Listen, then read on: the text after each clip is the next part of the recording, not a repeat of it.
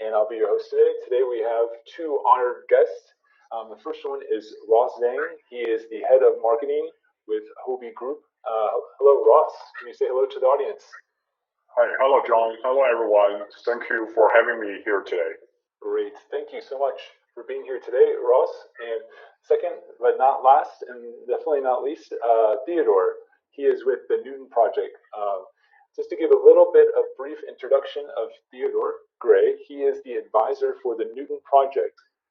He has amazing credentials, just like one of the leading figures in the development of Mathematica, the most advanced technical computing platform in the world. He worked with Steve Jobs in person and developed and presented some of the earliest educational iPad apps with Jobs on WWDC, wrote many award winning books on chemistry and many translated into 30 languages. And he's also the founder of Press Created, the educational toys and the mechanical gifts, hacked an industrial sized quilt machine for creating digital art. Welcome, Theodore Gray, to the AMA. Would you like to say hello? Thanks. Nice to meet you, Theodore Gray. So we're going to move on. Ross, could you tell us a little bit about your background at Huobi Group? Oh, yeah, sure. Hi, everyone. My name is Ross. I'm the head of marketing for Huobi Group. So I used to be the CEO of Huobi Canada, and before I joined Huobi, I worked for Canada Pension Plan Investment Board, which is one of the largest financial institutions. And I started my career as a developer in the technology industry, and then I moved to the investment industry. So I know like both sides, and that's why I joined Huobi. I'm a big believer in blockchain and cryptocurrencies. Great, great, big background. Thanks so much for sharing. So first and foremost, we're going to have an AMA to talk to Ross first. We have lots of burning questions from the audience that actually submitted it on Twitter. The first question comes from a person by the name of CosmoFan. It asks, what changes have happened since the initial launch of Huobi Prime? And what changes are you most excited about? Ross, I'll leave this to you. Yeah. So for people who don't know the Huobi Prime yet, so Huobi Prime is a direct and convenient way for people to get early access to the premium tokens. And so it's basically, the project team and Huobi are working together to provide a discount for the users to access the emerging tokens. And we recently will launch our first project, and now we're going to launch the second one with Newton. And during the first launch, it was very popular, and we got lots of demand from the users, and also we got lots of feedback after our first launch. So like both positive and something negative. So we listened to all of it. So actually, so that's why we spend a lot of time on making those change and to make it more reasonable and to make it more fair to a larger audience. So here are the three biggest changes. So first, the change is we have the shorter trading rounds. So during the first launch, people found out, oh, it's sold out like within 7 seconds, for example, and people need to wait another 29 minutes for the second round. So that's why we short the trading period to 10 minutes each for 3 rounds. And the second biggest change is, we already announced the average daily holding of HT needs to be equal or greater than 500. So that 500 HT rule will be in fact for Prime 2 with Newton project. So this is why we choose like 500 HT is to balance between the users who want to spam the Huobi Prime and also to have access for the large audience and due to the overwhelming demand. And the third rule we change is, for the last round, there will be a special community round. So in this round, all the participants will get at least some of the tokens they want. So I can talk about the details like in later questions. And if you are still new to Huobi Prime, or you want to figure out the details of accessing Huobi Prime, you can actually check out our blog at blog.hbg.com. Great answer, Ross. I'm glad to have you on the show again. Just to retort, so three exciting changes. The first change was shorter trading rounds. The second was the 500 HT Huobi token rule is in effect. And the third and the most exciting change is the community round, where if you participate and you will get some kind of tokens. Not sure exactly how many, but you will get something. That's really exciting. Moving on to the next question from Crypto King 11, exciting name here. He asked, when the third round is complete, will people be able to sell new? How long will it take for regular trading of new to start? So can you kind of give a little bit of information about the community round? Oh, sure, yeah. So people can, are able to both buy and sell using coin off of global with minimal delay, which means that the trading starts right away. And the regular trading, if you mean that the free trading, so that will actually open after the 3 rounds of Prime. So for example, so we do have the tiered price limits for the Prime rounds, and after the Prime is over, what I call is a post Prime phase. The regular trading can start. But this time, because what we discovered from last round, because at the beginning of the regular trading, there will be like a huge demand and extreme market volatility, and so that's why we place a 5 minutes price cap on the 5 minutes 5 minutes after the regular trading starts. So that's actually a way that we want to avoid the extreme market volatility. But after that 5 minutes, people can start placing the market orders and also the limit orders. So during that 5 minutes time, people have restrictions on placing the market order, and also they cannot place 5 times more than the price in terms of the limit order. Yeah. That's a really great answer. So just to retort on that one, so you're saying you give a little 5 minute cool down period so that way the market can actually price itself and it can go forward in a more natural way, right? Yeah, exactly. So because people after the Prime phase, people were still crazy about the tokens on Prime, so they may place the irrational orders. So that's why that's one way that we want to protect the users who participate for the Prime. Great. That's amazing. I'm really excited about that. Talking about New, which is the token that's on the Newton project, and kind of bringing it back over to Theodore Gray. One of the questions that was submitted was about New and its benefits. Can you kind of talk about the benefits of New and what you see as the best benefit within the ecosystem? You're asking me, right? Yep.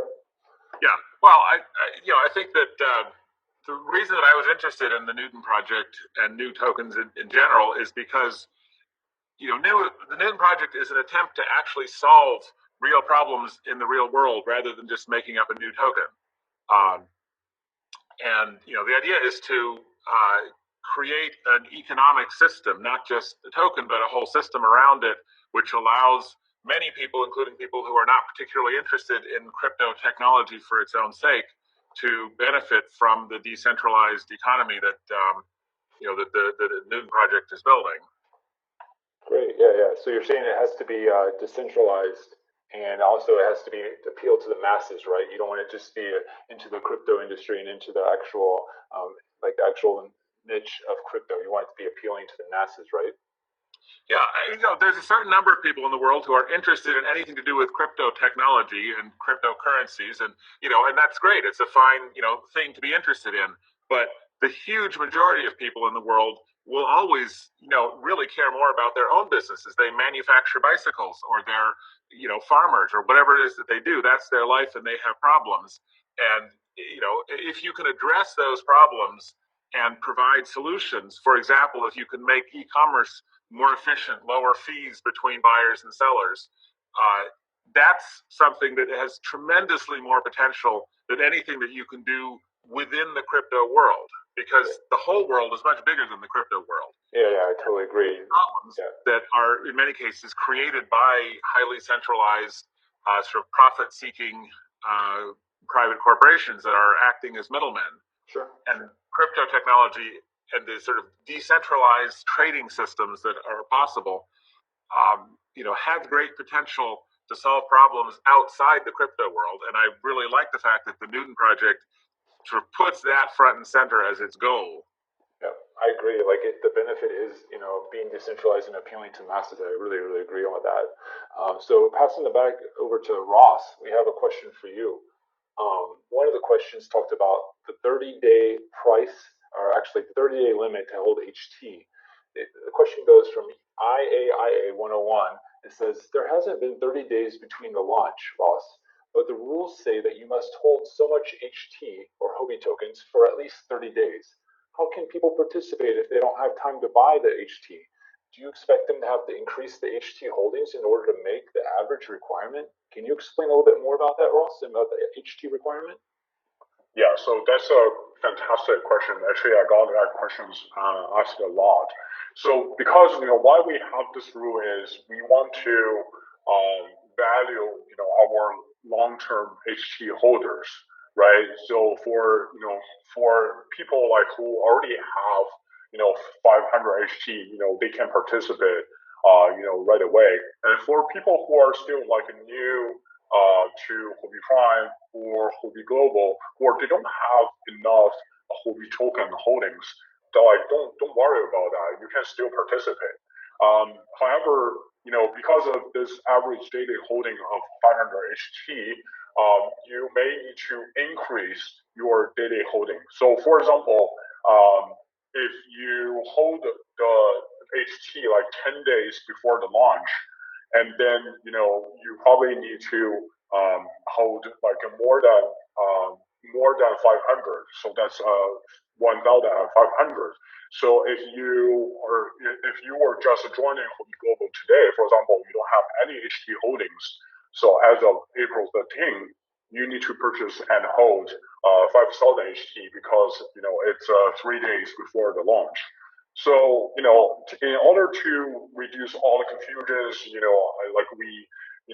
don't want the users to do the calculation. We actually have the holding calendar on our blog. So you can also check this holding calendar on blog.hbg.com. And we put the HT requirement in place this time for two reasons. So first is to help manage what could be overwhelming demand for a limited supply of the coins. And second is to, as I mentioned, is to benefit our long-term users, both big and small, who have helped us, grow our ecosystem along the way.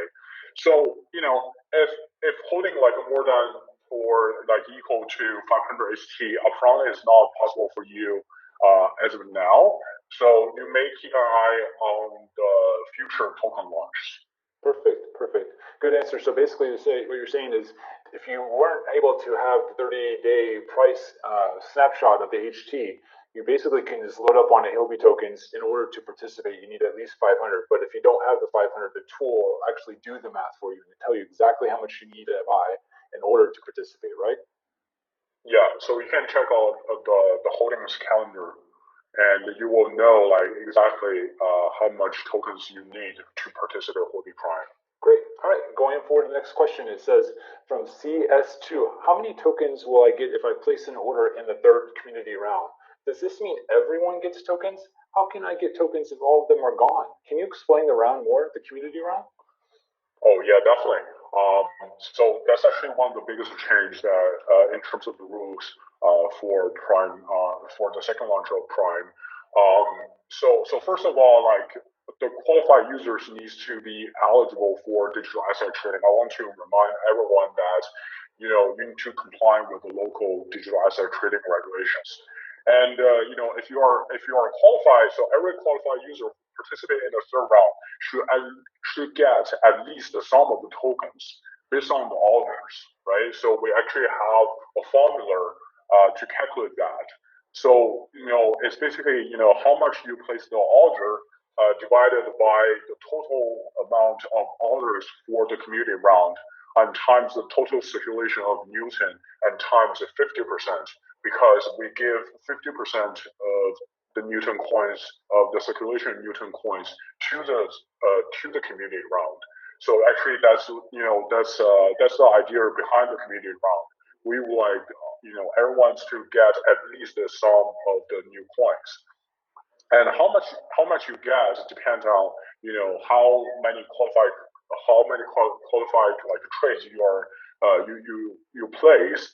And actually for different HT holdings, they have like different quota, like they have different purchasing quota, right? For example, if you hold 500 HT, exactly 500 HT, then you will get a quota for 400 USDT equivalent of HT, like for your quota. So you can only place the orders that's within that amount.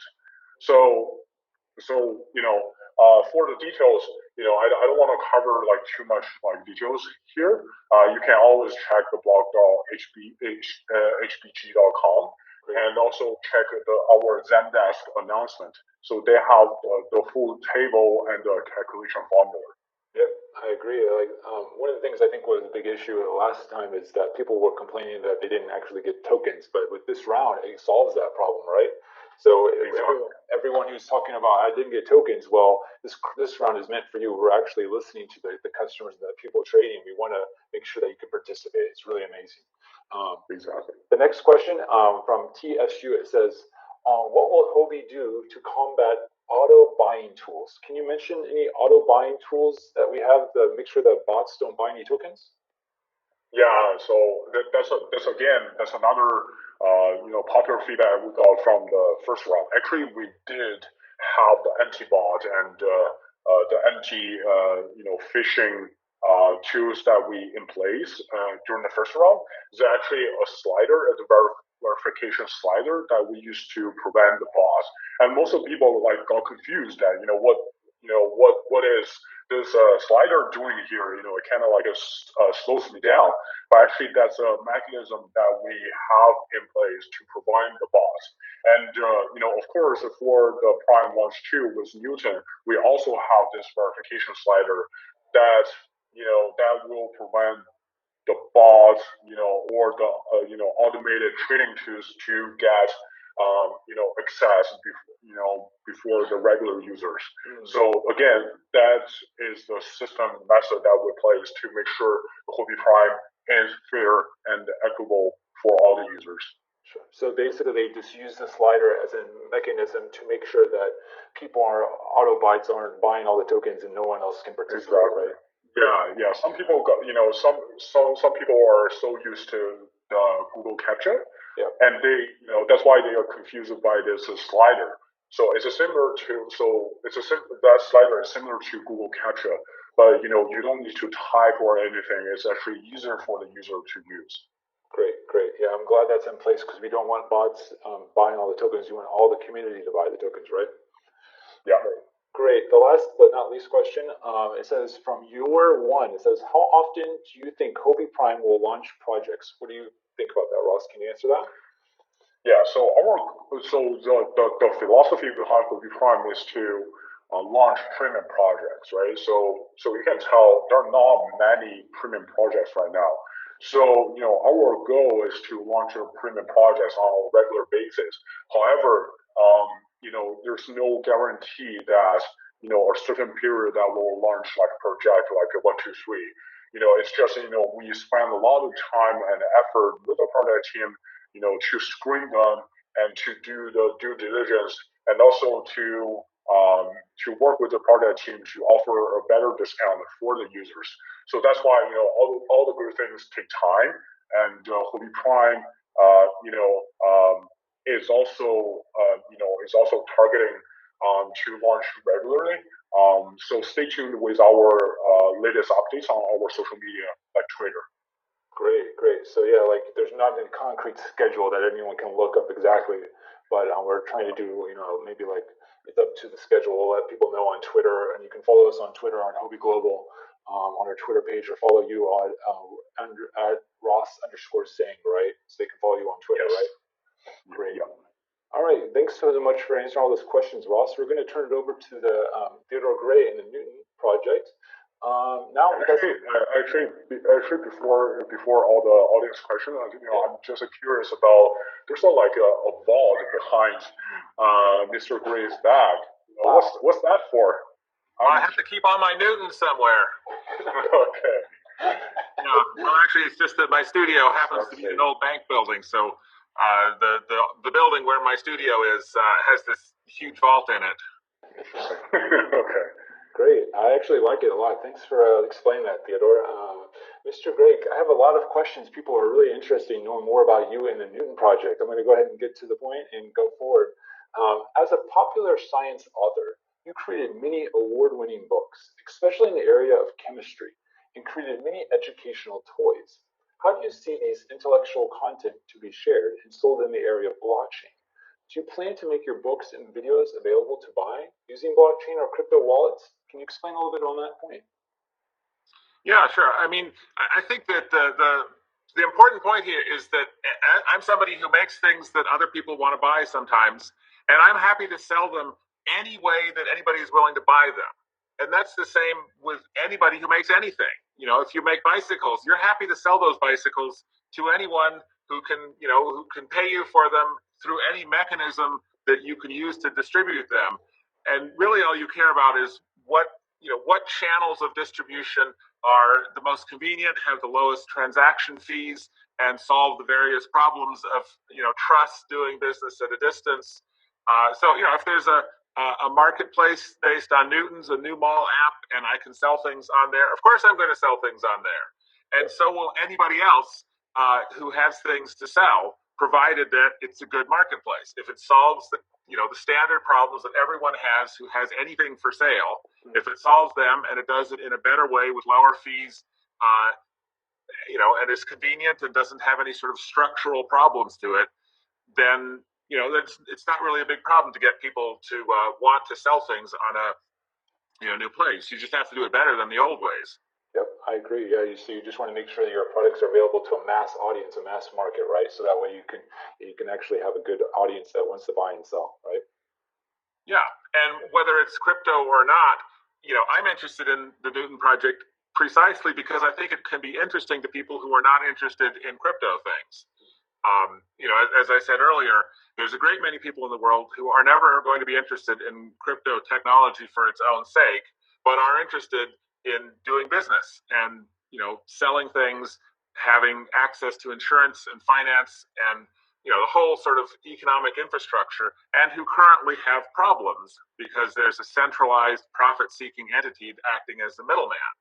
If you could decentralize that process and have a self-organizing blockchain community that brings together buyers and sellers, and does it in a way where it provides the trust and safety services at a lower cost, everyone is going to like that. That's solving their problems in a better way. Mm-hmm. Yeah, so you're basically saying you want like an e-commerce model where it's governance by itself. You don't have to have a middleman or have someone taking a little bit of cut out of the actual equation. You want it to be governed by itself.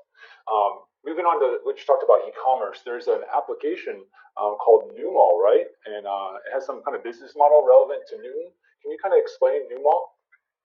Yeah, so Newmall is meant to be an online e-commerce platform in which people buy and sell things. In other words, you want to buy shoes, you can buy shoes.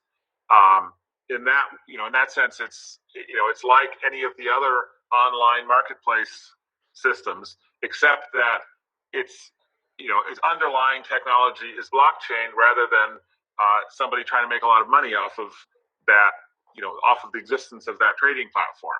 The idea is that the activity it generates revenue, it solves people's problems, people pay fees to have their transactions processed, but all of that sort of feeds back into the community and supports the community in a self-organizing, blockchain decentralized way.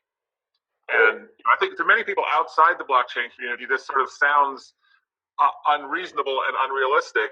But I think one only has to think of, the sort of prototypical original example of this with Bitcoin, where you have, huge numbers of people in the world all working together, putting huge amounts of effort into the operation of the Bitcoin community, and it's completely decentralized. There is no center. The actual center, the person who invented it, has evaporated into thin air, providing a beautiful metaphor of nothing in the middle, and yet all these people working together. The problem is that the goal that they're working towards is wasting as much electricity as they possibly can, and that's sort of silly. So you want to make it more efficient, decentralized, and better, right? Yeah, I want to use the same mechanism. The Newton Project wants to use that same self-organizing mechanism that was invented with blockchain technology and focus it on solving real problems for real people, like how do we get goods back and forth, how do we get money to flow back and forth efficiently, frictionlessly, all over the world, right. Without somebody in the middle trying to extract as much percentages of all those transactions as they possibly can. Perfect. Exploiting their monopoly positions, for example, to raise fees. Without that center, the whole process can be much more efficient, and everyone can benefit from that, rather than the benefit being concentrated in a very small private. Yep. Let's move on. I agree with that, man. You want to have like a model that actually benefits the people, right? The last question would be: do you see Newton Project being spread around the West, especially in the United States? What are the main advantages in the global marketplace, and what are its disadvantages? Can you compare it to a simple project in the West? Yeah, so I think as far as comparisons with other projects, I don't like to compare it with other crypto projects. I think it's what it should be compared to is with other ways of solving the fundamental problems of human existence. How do I eat? How do I trade to make money so that I can feed my family? That's the world in which it's playing. And that's a much, much bigger world than the crypto world. That's the whole world.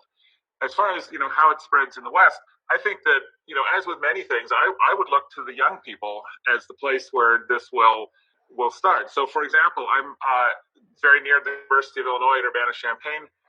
We have many thousands of international students here who come from all over the world, and all of them, have many of the same sorts of problems. They come here, they want to have lunch.